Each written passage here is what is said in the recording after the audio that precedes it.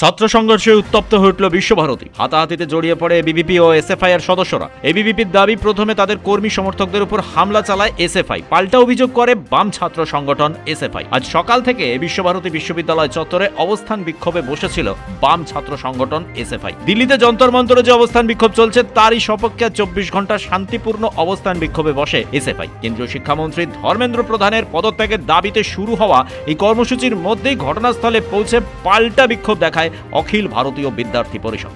এরপর দুই ছাত্র সংগঠনের মধ্যে বচসা, ধাক্কাধাক্কি ও হাতাহাতির ঘটনা ঘটে। এবিভিপির অভিযোগ, তাদের কর্মী সমর্থকরা শান্তিপূর্ণভাবে প্রতিবাদ জানাতে গেলে এসএফআই এর একাংশ প্রথমে তাদের উপর হামলা ও মারধর শুরু করে। এরপর পরিস্থিতি দ্রুত উত্তপ্ত হয়ে ওঠে, দুই পক্ষের মধ্যে হাতাহাতি শুরু হয়। ঘটনাস্থলে ব্যাপক উত্তেজনা ছড়িয়ে পড়ে।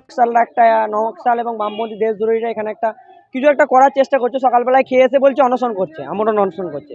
খেয়ে আসছে, কেউ সাইড থেকে খেয়ে চলে আসছে, বলছে আমরণ অনশন করছে। ঠিক আছে, এর জন্য অনশন করা এতই শখ, ওখানে চলে যাক, দিল্লি থেকে অনশন করুক। বিশ্বভারতী ক্যাম্পাস থেকে অশান্ত করার কোনো প্রয়োজন নেই। আর এদের এতদিন কোনো অ্যাক্টিভিটি ছিল না। এরা যেই গভর্নমেন্টটা চেঞ্জ হয়েছে, একটা নিউ সুন্দর মানে আমাদের রাষ্ট্রবাদী সরকার সবাইকে সমান সুযোগ দিচ্ছে, এরা তত মাথায় উঠছে। যদি বেশি বারে যে সংগঠন যে ভাষা বোঝে সেই ভাষায় তাদেরকে জবাব দেওয়া হবে। হাতাহাতি হয়েছে কিনা আমি বলতে পারছি না, কিন্তু বিষয় হচ্ছে যে এখানে ওরা যদি হাতাহাতি করে থাকে, আমার ছেলেরা তো চুরি করে বসে নেই, আমার ছেলেরা জবাব দেবে। যদিও এসএফআই এর দাবি তারা শান্তিপূর্ণ অবস্থান বিক্ষোভ করছিল, এবিভিপির সদস্যরাই তাদের উপর হামলা চালায়। বাম ছাত্র সংগঠনের অভিযোগ, ছাত্রছাত্রীদের ভুল পথে পরিচালিত করছে এবিভিপি। আমরা এখানে সকাল থেকে শান্তিপূর্ণভাবে অবস্থান করছিলাম।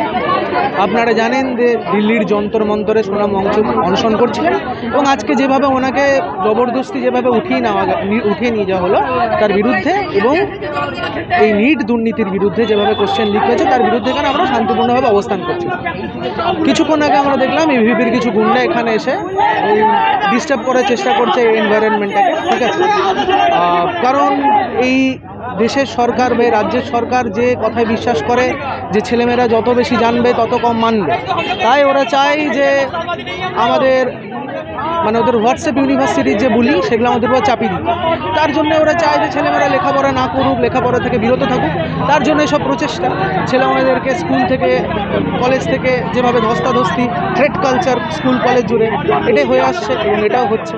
এই ঘটনার পর এসএফআই এর অবস্থান বিক্ষোভ কার্যত ভেঙে যায় বলে এবিভিপি দাবি করেছে। এবিভিপির নেতাদের বক্তব্য, তাদের কর্মীরা আন্দোলনের বিরুদ্ধে গণতান্ত্রিকভাবে প্রতিবাদ জানিয়েছিলেন এবং সেই প্রতিবাদের মুখে এসএফআই কর্মীরা উত্তেজিত হয়ে পড়েন। ব্যুরো রিপোর্ট, পূবের কলম ডিজিটাল।